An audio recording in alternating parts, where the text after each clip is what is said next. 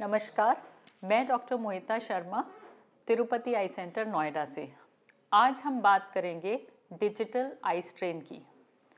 आज के टाइम्स में इतने सारे टेक्नोलॉजिकल एडवांसमेंट्स हैं जिसकी वजह से इतनी सारी स्क्रीन्स हैं जिससे हम एक्सपोज्ड हैं। लैपटॉप्स हैं, मोबाइल्स हैं, टीवी की स्क्रीन्स हैं, एलसीडीज़ हैं और इसके अलावा जो चीज़ नई ऐड हुई है लास्ट ईयर में वो है इतनी सारी virtual meetings and virtual learning.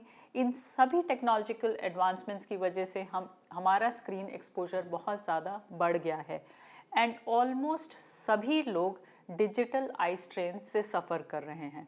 तो इसलिए ये जानना बहुत ज़रूरी है कि इस डिजिटल आई स्ट्रेन में और इन स्क्रीन्स की वजह से क्या हार्मफुल इफ़ेक्ट्स हमारी आई पर हो सकते हैं और इनसे कैसे बचा जा सकता है या फिर इनको कैसे मिनिमाइज़ किया जा सकता है। स्क्रीन्स के एक्सपोजर से केवल आँखों पे ही नहीं पूरी बॉडी पर इफ़ेक्ट होता है, क्योंकि हम जब भी स्क्रीन्स को देखते हैं हमारी टेंडेंसी होती है कि हम अपना हेड बेंड करते हैं ऐसे या ऐसे और फॉरवर्ड बेंड करते हैं।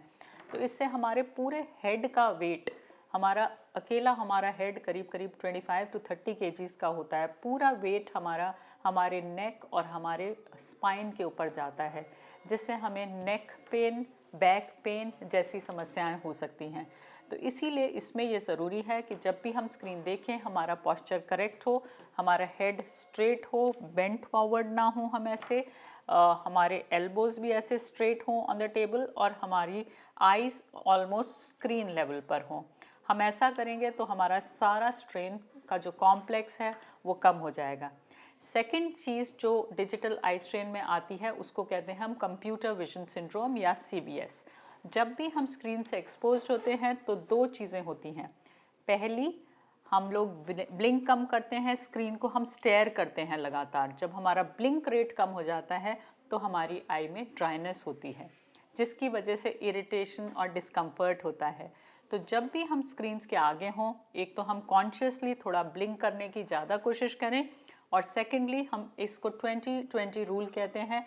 एवरी 20 मिनट्स के बाद हम एटलीस्ट 20 सेकेंड्स के लिए स्क्रीन से हटकर कुछ सामने की चीज़ देखें, तो इससे हमारा स्ट्रेन ऑटोमेटिकली रिड्यूस हो जाएगा। सेकेंड चीज़ जो स्क्रीन्स के एक्सपोजर से होती है वो होती है ग्लेयर। अगर हम स्क्रीन को देख रहे हैं तो हमें ग्लेयर बहुत फील होगा। तो ऐसे में या तो अगर हम चश्मा लगाते हैं हम उसके ऊपर एंटी ग्लेयर कोटिंग कर सकते हैं, या हमारी स्क्रीन पर anti glare anti reflective coating हो सकती है, या फिर हम अपनी स्क्रीन पर ही इल्यूमिनेशन को और कंट्रास्ट को मिनिमम रखें।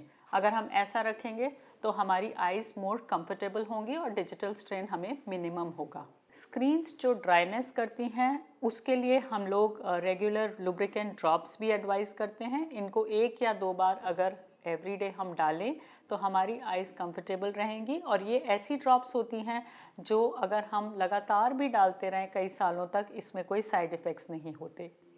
इसके अलावा डिजिटल आई स्ट्रेन में एक बहुत इम्पॉर्टेंट चीज़ ये भी है कि जब भी हम स्क्रीन को पास से देख रहे होते हैं हमारी आई में अकोमोडेशन नाम से एक चीज़ एक्टिव होती है, जिसकी वजह से खास करके बच्चों में अगर लगातार अकोमोडेशन हो रही है तो उनका पावर बढ़ सकता है जल्दी। तो इसलिए हमारा एडवाइस हमेशा बच्चों के लिए ये रहता है कि स्क्रीन्स तो यूज़ करनी ही है, लेकिन जितनी मिनिमम कर सकें उतनी मिनिमम करें। जो ज़रूरी काम है वो करें, जो ज़रूरी नहीं है उसको अवॉइड कर लें और आउटडोर एक्टिविटीज़ करें। और इससे ये देखा गया है कि अगर आउटडोर एक्टिविटीज़ ज़्यादा हैं और स्क्रीन का यूसेज मिनिमाइज्ड है तो जो पावर है चश्मे का वो हमेशा कम बढ़ेगा। तो फाइनली मैं आपको ये बताना चाहती हूँ कि डिजिटल आई स्ट्रेन आज के टाइम्स में बहुत ही इम्पॉर्टेंट एंटिटी है और ये हमारे लाइफस्टाइल को डिस्टर्ब कर सकता है। इसलिए ज़रूरी है कि हम स्क्रीन्स का यूसेज मिनिमम करें और जब स्क्रीन्स यूज़ करें तो प्रॉपर प्रिकॉशंस लें, जिससे कि हम डिजिटल आई स्ट्रेन से बच सकें। Thank you so much.